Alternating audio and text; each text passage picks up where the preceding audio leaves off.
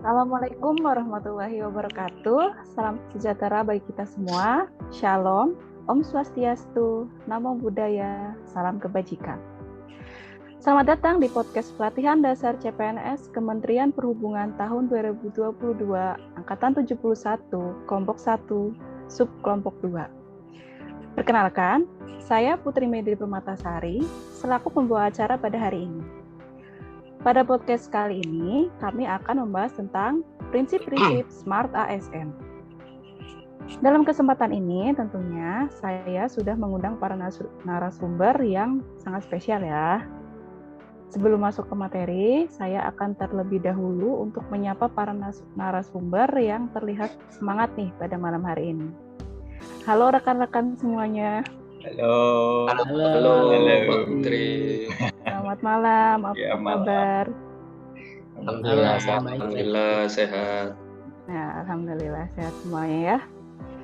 Boleh nih kita perkenalan satu persatu sebelum masuk ke materi pembahasan ya. Dimulai dari narasumber pertama yaitu Bang Hamdi, silakan.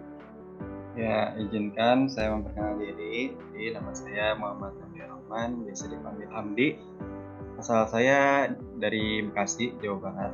Jadi, penempatan saya saat ini di Terminal Induk Lumpue, Parepare, Sulawesi Selatan dengan jabatan yang sekarang teknisi terminal. Terima kasih.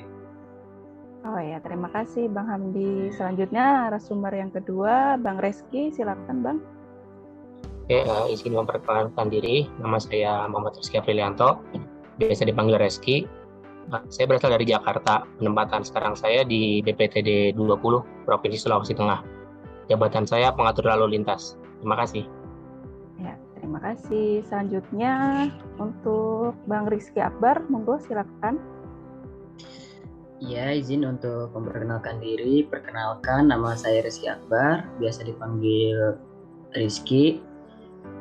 Jabatan saya sekarang petugas penimbangan kendaraan bermotor. Kebetulan penempatan di BPTD 10 di UPPKB Wanareja, Cilacap. Asal juga dari Cilacap. Ya, terima kasih. Selanjutnya narasumber yang keempat yaitu Bang Wahyu, monggo silakan Bang. Baik, terima kasih Mbak Putri. Mohon izin memperkenalkan diri. Nama saya Wahyu Wijaya, asal saya dari Surabaya. Penempatan di kantor UPBU Haji Aeropola Selayar. Jabatan saya di sini sebagai teknisi listrik. Terima kasih Mbak Putri. Oke, terima kasih kepada para narasumber yang sudah berkenan untuk memperkenalkan diri. Selanjutnya, kita akan mulai untuk membahas topik podcast pada hari ini, yaitu prinsip-prinsip Smart ASN. Sebelumnya, saya akan menjelaskan pengertian dari Smart ASN.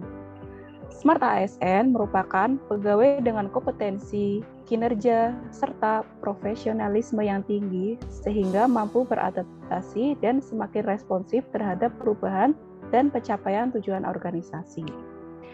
Dalam pelaksanaannya, Smart ASN harus memiliki prinsip dan keahlian di mana terdapat 8 prinsip. Nah, saya akan bertanya nih kepada Bang Hamdi. Bang Hamdi, apa aja sih prinsip-prinsip dari Smart ASN itu? Mungkin bisa sebutkan 2 prinsip saja, Mas.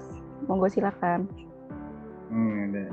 Terima kasih Mbak Putri atas penjelasannya mengenai definisi Smart ASN. Jadi di sini saya berkesempatan untuk menjelaskan 2 prinsip, yaitu nasionalisme dan integritas. Yang pertama ada nasionalisme. Jadi nasionalisme itu perasaan cinta nih kita nih, cinta yang tinggi terhadap tanah air sendiri. Jadi sebagai seorang aparatur negara, kita tuh harus memiliki sikap nasionalisme gitu. Yang salah satunya itu sendiri yaitu nasionalisme Pancasila. Jadi yang dapat kita pahami itu Pancasila ini kan sebuah pandangan ya, paham kecintaan dari bangsa Indonesia dan tanah airnya yang didasarkan dari nilai-nilai luhur, karena nasionalisme merupakan fondasi awal kita sebagai seorang ASN dalam menjalankan tugasnya sebagai abdi negara. Namanya kan aparatur sipil negara, gitu, mengabdi negara. Kalau tidak nasionalis, lalu pengabdiannya untuk siapa gitu. Terus dalam pelaksanaan tugas sehari-hari, setiap ASN itu menerapkan Smart ASN menuju good governance harus dapat mengamalkan nilai-nilai Pancasila, kayak seperti nilai ketuhanan, kemanusiaan, persatuan, kerakyatan, dan keadilan. Contoh perilakunya itu seperti berketuhanan dan menjalankan ibadahnya, terus bersikap adil, dapat bekerja sama, serta menghargai orang lain. Terus yang kedua ada integritas. Integritas itu merupakan suatu konsep yang menunjuk konsisten gitu. Dia konsisten antara tindakan dengan nilai dan prinsip yang dianut. Lebih jauh lagi menurut Menpan RB nomor 60 tentang integritas pegawai aparatur sipil negara. Jadi integritas itu dipastikan sebagai konsistensi perilaku yang selaras dengan nilai, norma, atau etika organisasi gitu, yang jujur dalam hubungan antara atasan, rekan kerja, bawahan, terus dengan pemangku kepentingan lain. Contohnya kayak kita ini, kita kan sudah belajar mengenai agenda 123, nanti dapat diketahui seorang tuh berintegritas apabila sudah ada kesatuan masing-masing. Nanti kita mencerminkan Kak atau tidak dari hal-hal yang sudah dipelajari selama diklat ini. Terus pengembangan integritas Smart ASN menuju good governance dapat diukur melalui implementasi kejujuran, terus mengamalkan nilai-nilai dan keyakinan luhurnya yang telah dipelajari, terus kepatuhan terhadap perundang-undangan, kepatuhan terhadap kebijakan yang telah dibuat, etos kerja tinggi, serta kemampuan bekerja sama dan pengabdian kepada bangsa dan negara.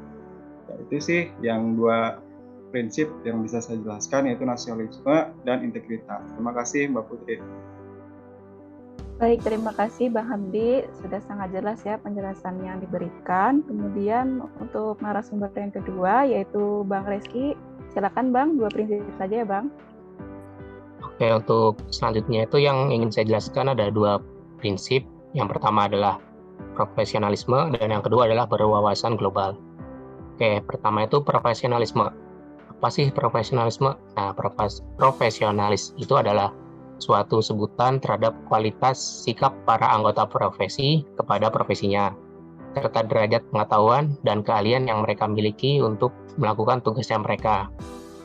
Nah, dalam dunia kerja, profesionalisme itu kan hal yang mutlak dan wajib ya kan, untuk setiap karyawan.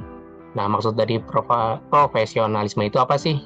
Oke, maksud dari profesionalisme itu adalah, kita ambil contoh simpelnya itu kayak karyawan yang mampu memahami tugas dan kewajiban, dan juga dia tuh fokus serta konsisten dengan tugas yang diemban. Nah, dalam profesionalisme itu ada beberapa syarat, yaitu yang pertama menguasai pekerjaan. Nah, kalau ini mah wajib ya kan, karena kan kalau mau dibilang profesional ya harus menguasai pekerjaannya. Nah, yang kedua adalah loyalitas. Untuk loyalitas nggak usah dibahas lagi ya kan, soalnya kan itu udah ada ya di agenda 2 kemarin di sifat berakhlak. Nah, yang ketiga mempunyai integritas. Nah, kalau integritas tadi kan sudah dibahas juga ya sama Mas Hamdi. Yang keempat adalah mampu bekerja keras. Nah, kalau untuk menjadi profesionalitas itu ya mutlak lah ya, harus diiringi dengan bekerja keras. Yang kelima itu mempunyai visi, yang keenam itu mempunyai kebanggaan, yang ketujuh mempunyai komitmen, dan yang terakhir mempunyai motivasi. Nah, ini yang penting nih, karena motivasi ini sebagai pendongkrak atau sebuah tangga yang kita gunakan untuk mencapai keberhasilan. Nah, itu tadi penjelasan saya terkait profesionalisme. Dengan ASN yang memiliki sifat profesionalisme diharapkan mampu membawa pemerintah yang lebih profesional. Selanjutnya adalah berwawasan global. Wawasan global itu adalah jadi wawasan itu kan adalah sebuah pandangan ataupun sikap terhadap suatu. Sedangkan global itu adalah dunia. Jadi kalau berwawasan global itu sama dengan wawasan atau pandang kita terhadap dunia. Nah, hasil dari berwawasan global itu ya perkembangan teknologi di berbagai aspek mengalami perkembangan yang sangat pesat, terutama di bidang teknologi komunikasi dan informasi. Nah, hal ini menyebabkan berbagai macam informasi di berbagai negara di penjuru dunia dapat dengan mudah masuk ke negara kita tanpa mengenal batas waktu dan tempat. Jadi kapan saja tuh kita bisa mendapatkan informasi baik siang ataupun malam. Nah, kita sebagai ASN tuh harus memiliki sifat wawasan global. Kenapa? Karena apabila kita tidak memiliki wawasan global, maka pengetahuan kita akan sempit. dan yang pasti kita akan tertinggal dan tergerus oleh zaman. Nah, wawasan global juga akan membawa kita mengenali bahwa dunia yang kita tinggali ini tidak memiliki batasan atau tak terbatas. Selain itu, dengan memiliki wawasan global, kita juga tahu cara menghargai perbedaan seperti ras, ideologi, warna kulit, dan nasionalisme. Dengan demikian, pentingnya memiliki wawasan global menjadi sangat dibutuhkan dalam kehidupan. Nah, itu tadi penjelasan berwawasan global. Lalu gimana nih cara kita sebagai ASN agar bisa meningkatkan wawasan global supaya dapat mewujudkan smart government? Ada 4 hal yang bisa kita lakukan untuk mewujudkan smart government. Yang pertama, kemampuan mengantisipasi. Artinya kita tuh berusaha menyiapkan supaya dapat mengantisipasi perkembangan iptek yang bergerak cepat. Nah, kalau untuk mengantisipasi perkembangan iptek nanti akan dijelaskan oleh Mas Akbar. Nah, selanjutnya adalah ada mengerti dan mengatasi situasi. Artinya kita mengembangkan kemampuan dan sikap untuk menangani dan berharap dengan situasi yang baru. Dan yang ketiga adalah mengakomodasi. Artinya dapat mengakomodasi perkembangan iptek yang pesat dan segala perubahan yang diciptakan ke kehidupan sehari-hari. Dan yang terakhir adalah berorientasi. Artinya persepsi dan wawasan tentang dunia perlu diorientasikan kembali karena perkembangan iptek dan perubahan sosial yang terus berubah sehingga memperoleh wawasan yang semakin luas. Nah, itu tadi cara-cara mewujudkan ASN berwawasan global yang diharapkan dapat membuat smart government. Terima kasih. Baik, terima kasih atas penjelasan dari Bang Reski. Selanjutnya narasumber yang ketiga yaitu Bang Rizky Akbar. Silakan Bang, waktu dan tempat dipersilakan. Ya, terima kasih Mbak Putri. Jadi di sini saya akan menjelaskan yang pertama yaitu hospitality. Saya sudah tadi mengutip dari Yudik, yang mana hospitality itu sikap keramah tamahan dalam artian merujuk pada hubungan antara tamu dan tuan rumah, atau juga merujuk pada aktivitas kegiatan keramah tamahan seperti penerimaan tamu dan pelayanan untuk para tamu dengan kebebasan dan kenyamanan. Nah, karena ASN adalah seorang pelayan publik, maka sikap keramah tamahan tentu menjadi faktor penting yang harus dimiliki. Hospitality atau keramah tamahan memiliki sifat baik hati dan menarik budi bahasanya, manis tutur kata dan sikap, khususnya yaitu dalam pelaksanaan tugas sehari-hari atau implementasi dalam lingkungan kerja. Dan yang paling utama yaitu ketika memberikan pelayanan yang prima kepada masyarakat. Jadi sebenarnya ada beberapa poin penting sikap yang harus dimiliki ASN dalam lingkup hospitality seperti senyum, ramah, sopan, menghormati, tolong menolong. Nah, hospitality ini juga berkesinambungan dengan nilai-nilai dasar ASN, yaitu berorientasi pelayanan. Jadi satu sama lain itu sangat saling berhubungan. Nah, untuk IT dan bahasa asing ya, karena teknologi informasi yang kian hari terus berkembang. Nah, para ASN itu harus memanfaatkan IT dalam pelaksanaan tugasnya. Sementara itu kalau misalkan IT seperti Microsoft Word, Excel, atau PowerPoint, untuk zaman ini itu bukan menjadi nilai tambah ya, karena itu sudah menjadi hal atau skill atau keterampilan yang sebenarnya wajib dimiliki semua ASN. Nah, untuk penguasaan teknologi informasi yang harusnya segera dipelajari untuk zaman saat ini, karena kita menyongsong 5 pilar industri 4.0, jadi kita butuh yang namanya pengelolaan data dan cloud computing. Nah, jadi karena dua hal itu yaitu merupakan bagian dari 5 pilar revolusi industri 4.0. Nah, itu untuk IT. Sementara untuk bahasa asing, kita sebagai ASN seminimal-minimalnya itu perlu menguasai dengan baik bahasa Inggris, karena kan sekarang di zaman teknologi dan semua software itu alat teknologi ya, kebanyakan menggunakan bahasa Inggris. Jadi kalau misalkan kita masih gagap dalam berbahasa Inggris, mungkin kita akan sedikit kesulitan nih ketika melaksanakan suatu pekerjaan. Nah, tidak menutup kemungkinan juga ASN bisa menambah kemampuan bahasa asing di samping bahasa Inggris seperti bahasa Mandarin, bahasa Korea dan Jepang. Kenapa? Karena faktornya itu kita berada di Indonesia yang salah satu kerjasama internasionalnya itu pemerintah Indonesia itu bekerja pada ASEAN Plus 3 namanya, yang dibentuk sejak 97. Nah, anggotanya itu ada negara-negara Asia Tenggara dan negara Asia Timur, yakni Tiongkok, Korea, dan Jepang. Jadi penguasaan bahasa asing selain bahasa Inggris itu juga sangat penting, yang merupakan nilai tambah yang sangat bagus untuk ASN. Nah, dalam IT dan bahasa asing juga ada yang namanya literasi digital. Nah, ada 4 etika literasi digital. Yang pertama yaitu etika bermedia digital, yang kedua cakap bermedia digital, yang ketiga ada yang namanya budaya bermedia digital, dan yang terakhir ada aman bermedia digital. Begitu Mbak Putri dari saya. Oke, baik. Bang Rizky sudah cukup jelas. Selanjutnya, 2 prinsip yang terakhir akan dipaparkan oleh Bang Wahyu. Monggo silakan, Bang.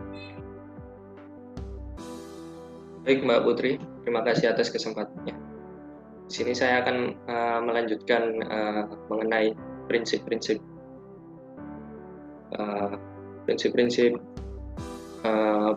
Smart ASN, di mana ada 2 prinsip terakhir, yaitu yang pertama adalah prinsip networking.